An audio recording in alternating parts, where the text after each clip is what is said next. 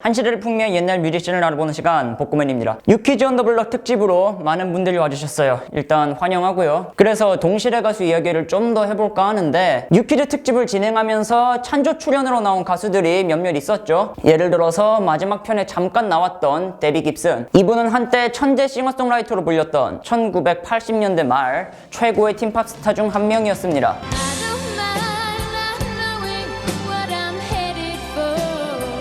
만 17살에 어마어마한 기록을 세우기도 했는데 바로 빌보드 1위 곡을 직접 작곡하고 부르고 프로듀싱하기까지 한 최연소 여성 아티스트. 15살도 되기 전에 이미 100개 넘는 곡을 쓰고 불렀던 말 그대로 재능러 그 자체예요. 하지만 이때 씬이 데뷔의 원맨쇼였느냐 하면 그게 아니었다는 거. 이미 동종업계에는 1년 먼저 빌보드를 먹어버렸던 팀팝 가수가 한 명 있었죠. 데뷔와 정반대의 환경에서 자라나 정반대의 방법으로 빌보드를 차지한 가수 티파니입니다. 이 편에서는 유퀴즈와 함께 투어를 돌았다가 마지막에는 유퀴즈 오프닝을 띄웠다는 바로 그 가수인데 한국에선 써니텐 광고 그리고 박남정 기억 니은 춤의 원조로도 많이 알려져 있어요.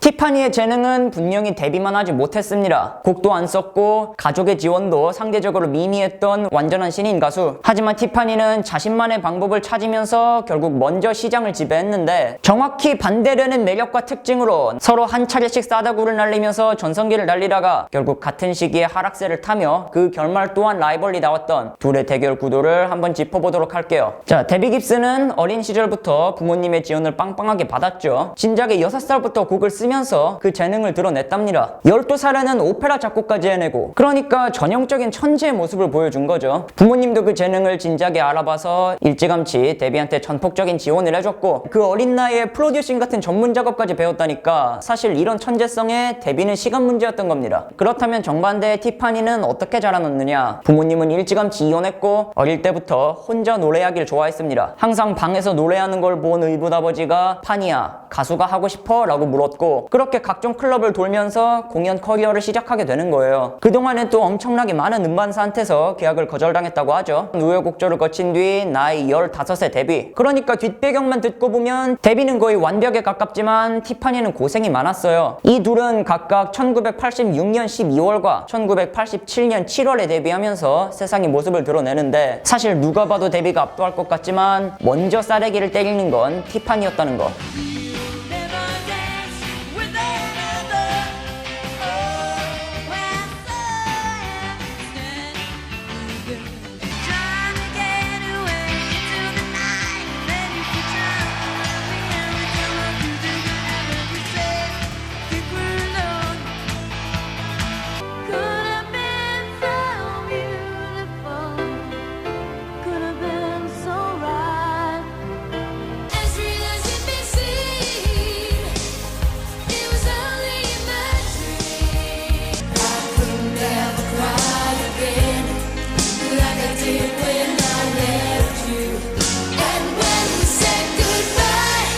티파니가 최고의 전략을 들고 나오면서 국민 동생의 유리한 고지를 점령하죠. 데뷔가 전곡을 작사 작곡할 때 티파니는 검증된 옛곡을 커버하면서 10대의 발랄함을 좀 더 강조해요. 빌보드 1위에 오른 I Think You're Alone Now 같은 경우는 1968년에 빌보드 4위까지 갔던 곡이고 또 다른 대표곡 I Saw Him Standing There는 말할 필요도 없이 비틀즈 원곡이었고요. 티파니는 커버곡을 들고 전국 쇼핑몰을 돌면서 무료 공연을 펼치죠. 그렇게 대중들한테 익숙해지고 모든 걸 재능으로 커버하던 데뷔보다 조금 더 앞서 나가게 되는 겁니다. 미국에서만 400만 장을 팔아치운 티파니였지만 그런 성공은 티파니 주변을 더욱 불안하게 만들었어요. 이때 티파니한테 무슨 일이 있었는지 한번 알아볼게요. 1집이 히트한 뒤에 티파니의 어머니가 프로듀서를 상대로 소송을 걸어요. 엄마 주장은 내가 실수를 했다. 너무 불공정한 계약을 했다. 우리 애는 가수하느라 1년 동안 숙제를 해본 적이 없대요. 쉽게 말하면 돈 더 줘라. 그리고 우리 딸 관리는 내가 한다. 반면 반대인 데비 깁슨은 이미 이때 매니저인 어머니로부터 아침엔 학교 다니고 저녁엔 작업하는 철저한 케어를 받고 있었죠. 이게 어쩔 수 없이 관리의 중요성이 드러난 케이스 아닌가 싶어요. 그런 환경 속에 둘의 2집이 발매가 되고 이번에는 데비 깁슨이 티파니한테 싸다구를 날리는 데 성공해요.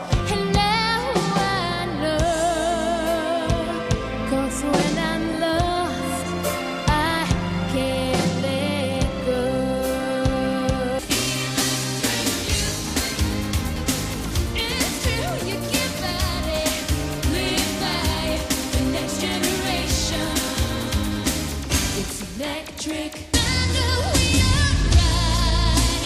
It's not always clear. With all this sky. Radio romance. 그렇게 티파니의 2집이 이전보다 훨씬 실망스러운 성적을 거두고 이때 뉴키즈 온 더 블록과 투어를 돌면서 처음엔 뉴키즈를 오프닝으로 대동했지만 1년 뒤엔 자기가 뉴키즈의 오프닝을 뛰고 있는 그런 상황이 온 거죠. 데비 깁슨이 또 하나의 빌보드 1위 곡을 배출하고 제2의 마돈나라는 찬사를 받는 동안 티파니는 단 한 곡만 빌보드 탑 10에 진입시키며 부진, 그리고 결국 이때는 티파니의 마지막 불꽃이 돼요. 그렇다면 3차전의 승자는 당연히 데비가 됐을 것 같은데 하지만 마냥 그런 것도 아니었다는 거. 90년대 팝은 격동의 시기였고 80년대 말을 주름잡던 틴 아이돌은 감쪽같이 사라졌어요. 언제까지나 순수함을 강조할 순 없는 노릇이니까 이전과는 사뭇 다른 성숙한 모습을 보여주지만 그게 잘 안 팔린 거예요. Anything is possible. What you want.